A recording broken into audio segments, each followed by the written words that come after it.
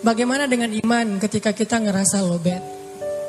Dan alarm bahwa iman kita lowbat salah satunya kalau sholat gak khusyuk. Begitu kita takbir, gak kerasa tiba-tiba udah salam. Nah ini berarti udah lowbat banget nih. Tadi berapa rakaat ya? Kan sering tuh gitu. Atau tadi baca Al-Fatihah gak ya pas kita ruku gitu kan? Ruku tapi lupa tadi Al-Fatihah gak ya? Nah ini berarti udah lowbat banget nih. Atau ciri lowbat yang lain, kalau kita dengerin bacaan Al-Quran, ngantuk. Itu udah lowbat tuh. Kan kita sering kalau gak bisa tidur dengerin Al-Quran kan?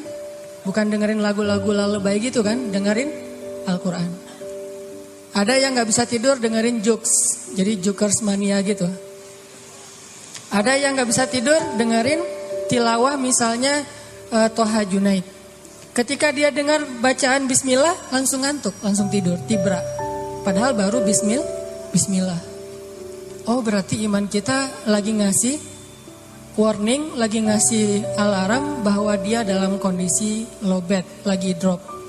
Sehingga kita langsung nyari di mana ada colokan listrik. Dan colokan listrik iman adanya di dalam majelis-majelis ilmu.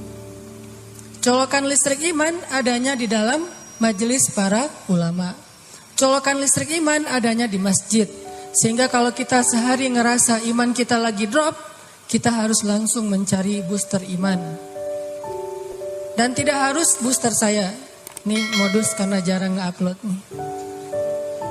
Bisa ada Ustadz Abdul Somad yang ilmunya lebih banyak daripada saya. Bisa ada Ustadz Adi Hidayat. Di sini ada Ustadz Aditya, ada banyak ustadz-ustadz yang hebat, yang ilmunya luar biasa, yang kalau kita dengar walaupun cuman lewat Instagram atau YouTube, insya Allah itu ngecas iman kita. Dan kalau kita ngerasa bahwa iman kita ini bukan iman yang baik, berarti casnya itu harus lebih lama. Kecuali iman kita itu iman sahabat, fast charging. Mereka dengar satu hadis, langsung imannya nambah sampai 100%. Mereka cuman berzikir hasbi Allah sekali, itu imannya tuh langsung full.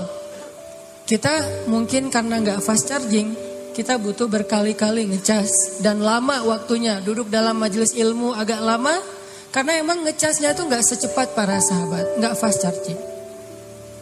Ini artinya teman-teman, kita bersyukur Allah Subhanahu Wa Taala masih membimbing hati-hati kita semuanya untuk datang ke sini mendengarkan majelis ilmu. Mudah-mudahan ini bukan majelis sia-sia. Ditambah lagi memang niat kita datang ke sini karena Allah Subhanahu Wa Taala. Bertemu karena Allah, berpisah karena Allah Subhanahu Wa Taala. Kalau pulang dari sini ada yang kemudian jadian, maka dia jadiannya fi sabilillah. Jadi ada judul baru ya. Kalau dulu judulnya jomblo fi sabilillah, sekarang judulnya jadian fi sabilillah. Apa tuh jadian fisabilillah? Jadian gara-gara pulang majelis ilmu. Jadian gara-gara dijodohin sama ustadz. Nah kalau minta dimak comblangin sama ustadz, kriterianya jangan susah-susah. Mau nyari pasangan, ya sini biar ustadz yang mak comblangin. Siap ustadz, kriterianya apa? Yang tinggi sekian, putih, bersih, wajah Korea gitu-gitu deh. Si ustadznya bilang, kalau gitu saya juga mau. Bahaya tuh. Ya. Teman-teman yang dirahmati Allah, kita bersyukur bisa datang ke majelis ini.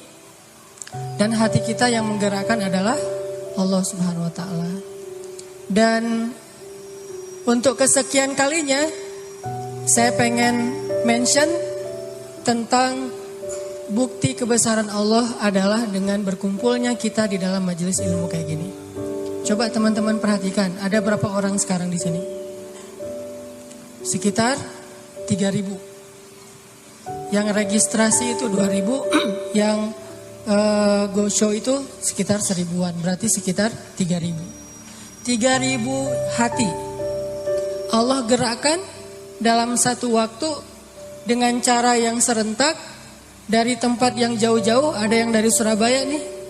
Teman-teman yang subhanallah istiqomah, mudah-mudahan Allah merahmati. Bisa ngumpul di sini dan itu kebesaran Allah Subhanahu Wa Taala. Dan itu bukti bahwa Allah itu maha membolak-balikan hati. Sehingga kita makin yakin kalau 3.000 hati aja bisa Allah gerakkan dengan begitu mudah, apalagi cuman menggerakkan satu hati. Ngerti kan? Oh, belum ngerti ya? 3.000 aja bisa digerakin untuk datang ke rumah kita, masa satu hati aja nggak bisa datang ke rumah kita untuk melamar, kan gitu ya? Mustahil. Ini buat cewek-cewek nih, minta sama Allah, ya Allah, Engkau telah menggerakkan 3.000 hati untuk datang dalam majelis ilmu hari ini. Saya minta cuma satu hati aja ya Allah. Gerakkanlah dia untuk ngekepoin IG saya. Siapa tahu dia tergerak, tiba-tiba lagi mencet-mencet, ada yang muncul di story atau muncul di kayak home dia gitu. Pas dia lihat, ini siapa nih kok lucu gitu, unyu-unyu. Nah ini teman-teman, bukti kebesaran Allah. Nah, sehingga kita bisa belajar banyak hal dari apa yang kita alamin untuk bisa menambah iman kita kepada Allah SWT. Oke, hari ini kita bahas tentang amradul qulub. Bagaimana membersihkan hati dari penyakit-penyakit, tazkiyatun nufus. Kalau dalam bahasa ulama itu disebut tazkiyatun nufus. Penyakit hati itu dalam bahasa Arab marad atau amrad. Di dalam surat Al-Baqarah Allah menyebutkan a'udzubillahi minasyaitonirrajim. Fi qulubihim maradun fazadahumullahu marada walahum 'adzabun alimun bima kanu yaktibun. Di dalam hati mereka fi qulubihim maradun, ada penyakit. Tahu nggak teman-teman penyakit hati yang paling berbahaya itu apa? Baper? Apa penyakit hati yang paling berbahaya yang dampaknya itu bisa kemana-mana? Kalau dalam fisik itu kayak kanker gitu. Bisa menjalar, dia bisa sampai ke seluruh tubuh, kemana-mana gitu penyakitnya. Udah diamputasi kadang-kadang belum menghilangkan sel kankernya. Udah di kemo berkali-kali, ternyata belum mati juga tuh sel kanker. Dia makan, dimakan oleh sel kanker. Dia minum, di transfusi darah misalnya, darahnya dihabisin sama sel kanker. Sebahaya itu penyakit hati. Apa penyakit hati yang paling bahaya? Cinta terhadap dunia. Dengki. Penyakit hati yang paling bahaya itu adalah ragu kepada Allah Subhanahu wa taala. Itulah penyakit yang paling bahaya. Itulah ibu dari semua penyakit hati. Dengki, cinta dunia, dendam, susah memaafkan, galau, khawatir yang berlebihan, berputus asa, semua itu lahir dari gara-gara dia ragu kepada Allah Subhanahu wa taala. Sehingga Allah mengatakan di dalam surat Al-Baqarah tadi, fi qulubihim marad, di dalam hati mereka ada penyakit, satu aja. Allah enggak mengatakan fi qulubihim amrad, di dalam hati mereka ada banyak penyakit. Tapi Allah mengatakan fi qulubihim maradun, cuma satu penyakit. Dalam sebuah konsep tafsir, dalam sebuah pandangan tafsir, marad, penyakit apa yang ada di dalam hati mereka? Padahal hatinya banyak, tapi penyakitnya sama, yaitu asyak, raib. Di dalam awal surat Al-Baqarah Allah mention kita, dzalikal kitab la raib, tidak ada keraguan. Nanti di halaman berikutnya Allah tegaskan lagi, wa in kuntum fi raibim mimma nazzalna ala abdina fa'tu bisuratin. Kalau kalian masih ragu, jadi di awal Allah sebutkan bab ragu, di halaman berikutnya ada masalah ragu, di tengah-tengah Allah katakan fi qulubihim marad. Itulah penyakitnya. Sehingga ketika orang ragu kepada Allah, dia akan banyak modusnya. Ya, orang kalau ragu sama Allah banyak modus. Bahasa modus dalam surat Al-Baqarah apa? Modus itu dalam surat Al-Baqarah khida. Yukhadi'unallaha walladzina amanu wa ma yakhda'un illa anfusahum wa ma yash'urun. Mereka pakai banyak modus untuk mengelabui Allah Subhanahu wa taala dan orang yang beriman. Padahal mereka hanya membohongi diri mereka sendiri. Penyakitnya karena ragu sama Allah Subhanahu wa taala. Ragu tentang apa? Ragu tentang kebesaran Allah Subhanahu wa taala. Bahwa Allah Maha Kuasa, makanya dia menjadi orang yang gampang khawatir. Khawatir muncul karena dia nggak yakin kepada kekuasaan Allah Subhanahu wa taala. Kalau dia yakin kepada kekuasaan Allah, begitu ada masalah, dia tinggal katakan hasbi Allah, cukup buat saya Allah. Kalau dia yakin kepada Allah, lalu ada masalah, dia hanya mengatakan la haula wala quwata illa billah, maka selesai semua masalah di dalam dirinya. Walaupun mungkin masalahnya belum selesai, tapi dalam hatinya masalah itu udah selesai. Dan itu awal dari kebaikan. Jadi masalahnya adalah kita yakin gak nih sama Allah. Masalahnya adalah gimana cara kita keep the faith, belajar untuk menjaga terus keimanan dan keyakinan kita kepada Allah Subhanahu wa taala. Kayak misalnya dulu tuh ada orang Yahudi, ulamanya orang Yahudi, namanya Rabi kalau bahasa Yahudi. Dia lagi jalan gitu, lagi touring. Lapar nih, di tengah jalan ngelihat ada orang lagi bakar babi guling. Jadi lagi bakar babi gitu, barbecue. Terus dia ngecium harumnya aroma babi yang dibakar. Jadi pengen, jadi lapar. Dia datang kepada orang yang lagi barbecue gitu. Dia bilang, "A'tini hadas samak." Beri saya ikan ini.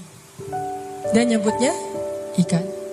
Orang-orang ngelihat pakaian orang ini, kayaknya ini pakaian orang Yahudi yang khas banget. Akhirnya mereka bilang, "Kamu kan agamanya Yahudi. Orang Yahudi kan gak boleh makan babi," kata orang-orang yang lagi barbecue. Kata dia, "Siapa yang minta babi? Saya kan minta ikan." Tapi dia nunjuknya ke arah babi guling itu. Cuman dia menggunakan istilah ikan. Saya kan gak minta babi, saya minta ikan. "A'tini hadas samak." Beri saya sepotong dari ikan ini, tapi nunjuknya ke arah itu. Akhirnya karena mereka malas berdebat, mereka kasih kepada dia makanan tersebut. Dia makan makanan yang haram. Kemudian dia minum bersama mereka dengan minuman yang Allah haramkan. Lalu dia melanjutkan perjalanan. Karena dalam keadaan setengah sadar, lagi teler, lagi fly, akhirnya dia kehilangan ontanya di tengah jalan. Dia jalan kemana, ontanya kemana. Namanya juga orang lagi teler. Di tengah padang pasir, dia kehilangan ontanya, kehilangan semua bekal-bekalnya. Baru ketika dia bangun dari tidur, dia panik karena tidak menemukan onta di sebelahnya. Dia pun keliling nyari-nyari ontanya, mondar-mandir kayak Siti Hajar antara Bukit Sofa ke Bukit Marwah, cari ontanya. Pas dia nggak menemukan onta itu, kemudian dia berdoa kepada Allah, "Ya Allah, bantu saya, bantu saya, bantu saya." Nabi kemudian mengkomentari hadis ini, kata Nabi, "Ma'kaluhu haram, mashrabuhu haram, malbasuhu haram, wa ghudhiya bil haram, fa anna yustajabu lidzalik." Makanannya haram, minumannya haram, kendaraan atau yang dia pakai itu semuanya haram. Lalu bagaimana Allah akan mengabulkan doa orang ini? Artinya apa, teman-teman? Dia punya masalah, dia ragu kepada Allah ketika dia lagi dalam keadaan lapar. Dia lapar, ragu kepada Allah, sehingga dia putus asa, dia makan apa yang tidak boleh dia makan. Ini yang menjadi masalah kita dalam hidup. Dulu ketika Doli ditutup di Gang Doli di Surabaya, salah satu kalimat yang keluar dari teman-teman yang ada di sana apa? Kalau kami nggak boleh kayak gini, terus kami makan apa, gitu kan? Kalau kami nggak boleh kerja kayak gini, terus kami ngasih makan apa buat keluarga kami? Itu penyakitnya. Jadi bukan pekerjaannya, tetapi keyakinannya kepada Allah Subhanahu Wa Taala. Nggak mungkin, nih ya, nggak mungkin nol, nggak mungkin sama sekali ya. Ada orang yang meninggalkan sesuatu karena Allah, terus jadi terlantar dan terlunta-lunta, itu nggak mungkin sama sekali. Bukankah Allah sudah menunjukkan banyak bukti kepada kita? Siapapun yang meninggalkan sesuatu karena Allah, pasti Allah ganti dengan yang lebih baik. Musa meninggalkan Mesir karena perintah Allah, Allah ganti dengan Palestina. Ibrahim meninggalkan Irak karena Allah, Allah ganti dengan Palestina dan Mekah. Nabi Muhammad SAW meninggalkan Mekah karena Allah, Allah ganti dengan keluarga baru di Madinah.